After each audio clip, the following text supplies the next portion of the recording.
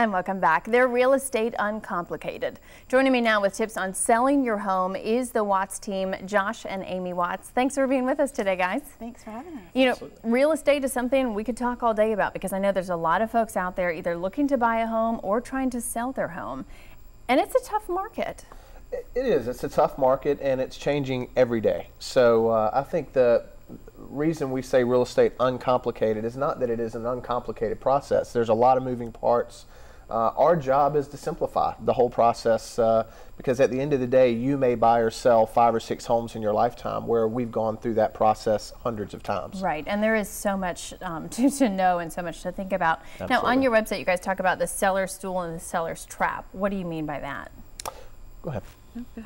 Basically, you've got a lot of misinformation out there of what really matters in buying a home or selling a home. Specifically, for selling a home, there's 3 main items, and I compare it to a stool. You've got price, condition, and location.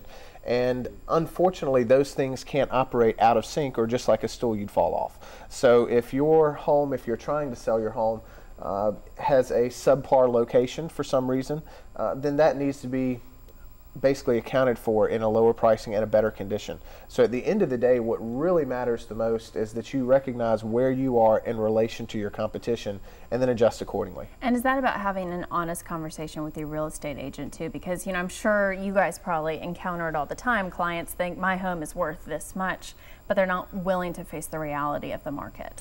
And I say absolutely. And I think that's the hardest thing. I think, you know, that comes back and reflects on us as agents, is to have that honest feedback. I think some agents are actually scared to give that feedback because sellers honestly don't want to hear it. You know, they've invested a lot of money into their home. They put memories into those homes, and they want the value in it that they see in it. But at the end of the day, it's what the buyer is willing to pay for that home in order to get it sold. And I honestly think that, you know, we as agents really need to have that conversation. And with that conversation, you know, it comes with ways to getting it sold, whether it's staging it or, you know, first of all, most of all, is pricing it correctly. And you can, you know, any agent can list a home. It's getting it sold, and what is it going to take to get it sold? And I think a real agent should have that upfront conversation with the sellers. Which is why, you know, choosing your real estate agent is certainly a really big deal. You guys compare it to choosing a heart surgeon. Absolutely. Well, at the end of the day, when you're making a big decision, whether it's about your health or about, you know, where you want to live, they are big decisions and they should be treated that way. So unfortunately, it can't all be based on a personal relationship that you have. The reason I say the heart surgeon is, if you can imagine going into a heart surgeon that gives you a diagnosis that you need a quadruple bypass, you look at them and say, well, I think I'd rather have a double. Who do you want to do your heart surgery? The doctor that's going to look you in the eye and say, look, I know this is hard, but this is what we need to do. Or the heart surgeon that's going to tell you what you want to hear. And it's the same with an agent. Any agent can come in and tell you the highest price, and that's what you want to hear as a seller. But it takes a professional to come in and really let you know what the market is saying your house is worth.